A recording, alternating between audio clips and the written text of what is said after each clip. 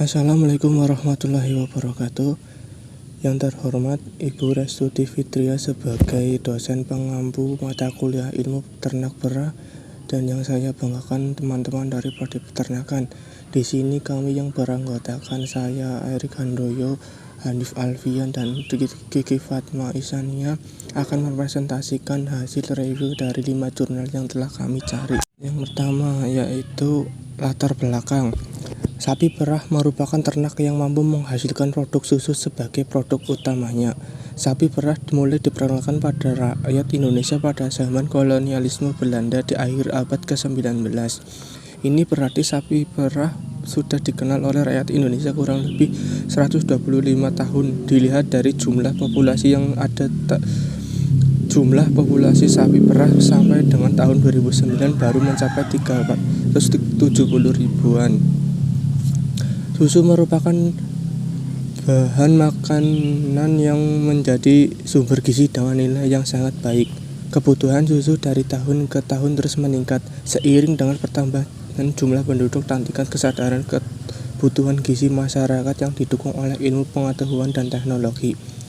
Laju pertumbuhan populasi sapi perah setiap tahun meningkat, tetapi sapi perah yang memproduksi susu belum mampu memenuhi kebutuhan konsumsi dalam negeri, sehingga dilakukan impor susu dan produk olahan susu untuk memenuhi kebutuhan.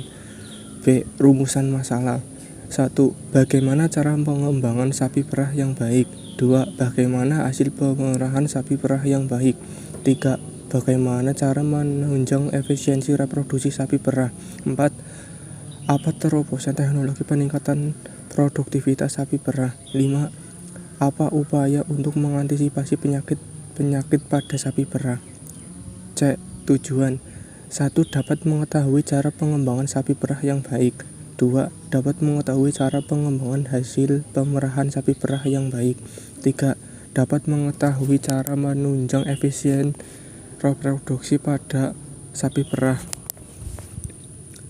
4. Mengetahui terobosan teknologi peningkatan produktivitas sapi perah. 5. Dapat mengetahui upaya-upaya mengantisipasi penyakit pada sapi perah.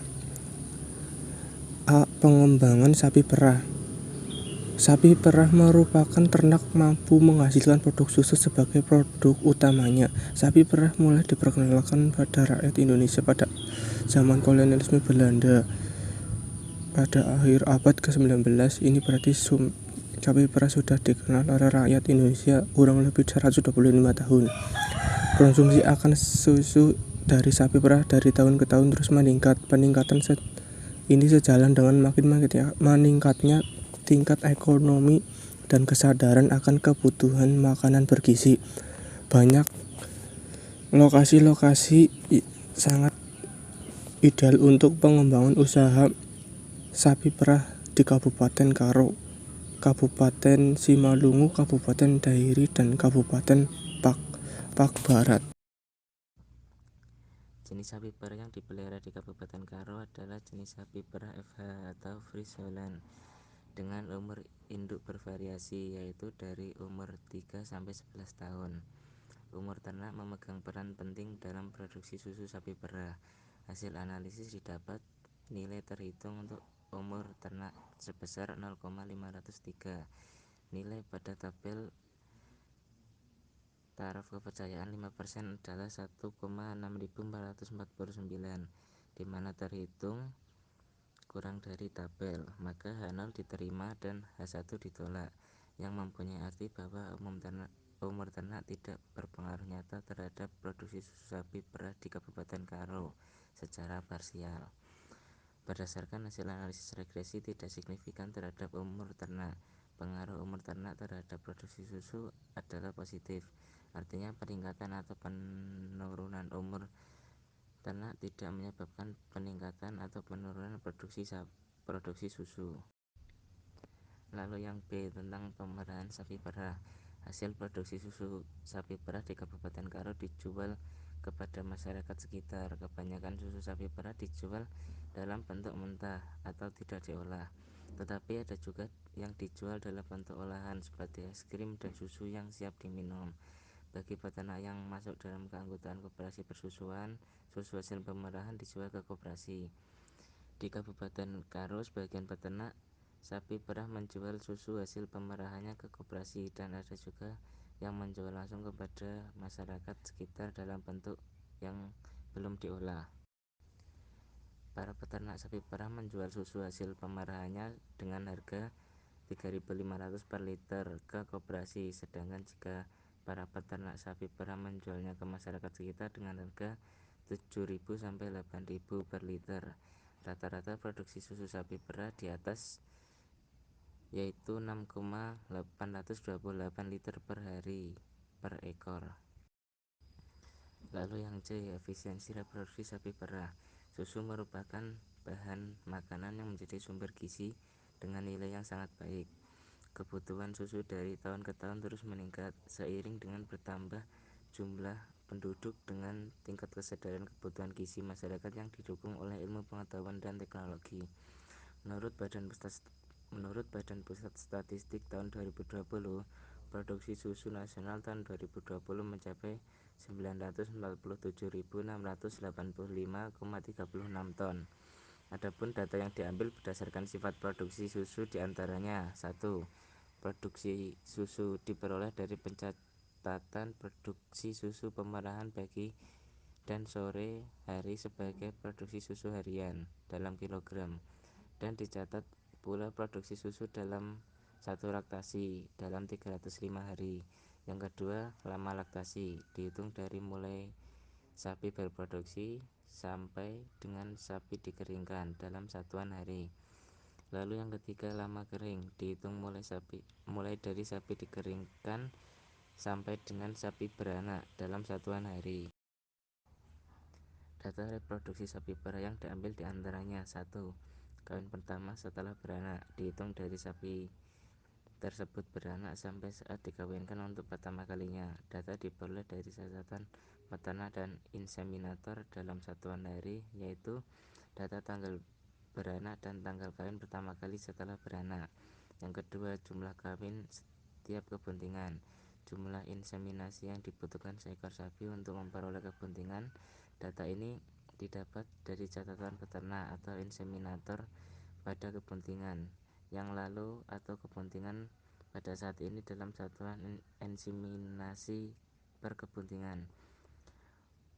Performa reproduksi meliputi banyak perkawinan per kebuntingan, jarak kawin sampai kawin lagi, masa kosong, lama bunting, dan jarak beranak.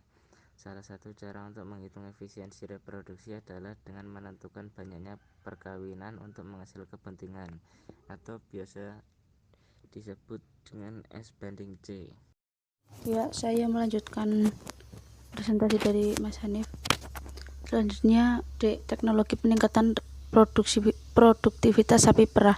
Kondisi geografis, ekologi, dan kesuburan tanah di Indonesia cocok untuk pengembangan agribisnis persusuan. Di samping itu, produksi susu dalam negeri masih belum mencukupi untuk memenuhi kebutuhan konsumsi dalam negeri.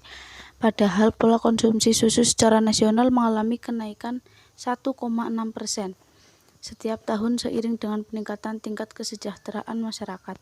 Saat ini produksi dalam negeri baru bisa memenuhi tidak lebih dari 30% dari permintaan nasional. 70% sisanya berasal dari impor. Terobosan teknologi mestinya dapat dilakukan untuk menjawab permasalahan persusuan nasional. Institut Pertanian Bogor (IPB) sejak 1993 sampai sekarang telah mengembangkan penelitian daun katuk. Daun katuk sudah banyak mengungkap manfaatnya sebagai pelancar ASI atau laktasi. Inovasi teknologi katuk IPB 3 merupakan produksi hasil penelitian IPB yang diyakini dapat membantu menyelesaikan masalah persusuan nasional tersebut di tingkat peternakan sapi perah. Namun, teknologi tersebut memerlukan sentuhan akhir penelitian untuk mewujudkan suatu produk yang memang andal dan diterima di tingkat lapangan. Penelitian ini bertujuan menguji produk katuk IPB 3 sebagai aditif pakan yang berkhasiat sebagai pemacu produksi susu.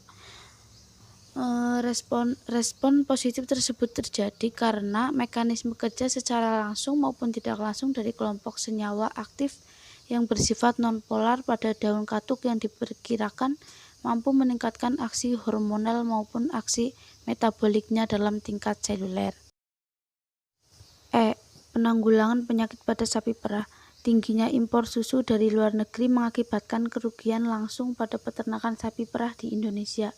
Melihat potensi sumber daya alam Indonesia yang besar bagi pengembangan agribisnis persusuan, kesehatan ternak sapi merupakan salah satu kunci keberhasilan dalam usaha peningkatan produktivitas ternak.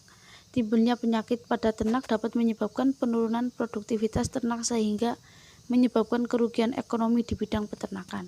Salah satu penyakit parasit yang sangat merugikan adalah penyakit nematoda gastrointestinal, yaitu sekelompok cacing nematoda yang menginfeksi saluran pencernaan ternak.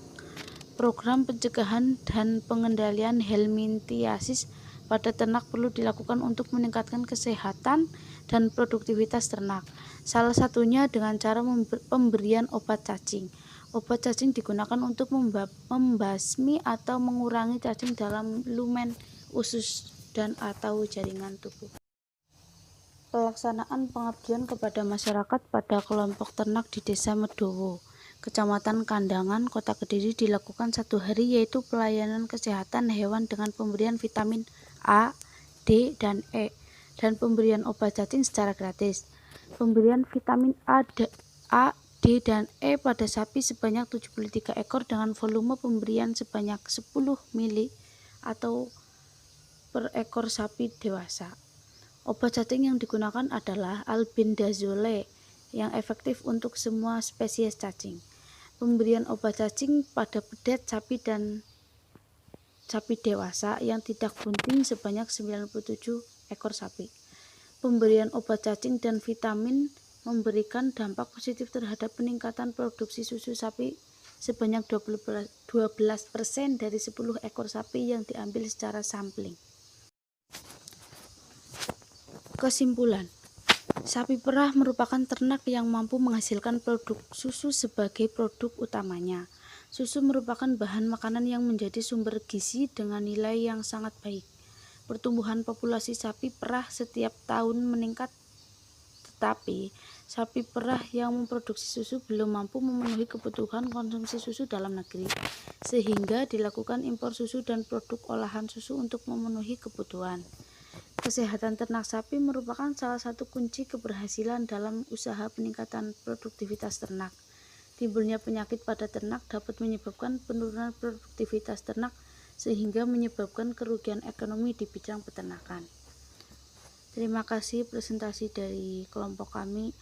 Apabila banyak kesalahan, kami mohon maaf yang sebesar-besarnya. Wabillahi taufiq wal hidayah. Wassalamualaikum warahmatullahi wabarakatuh.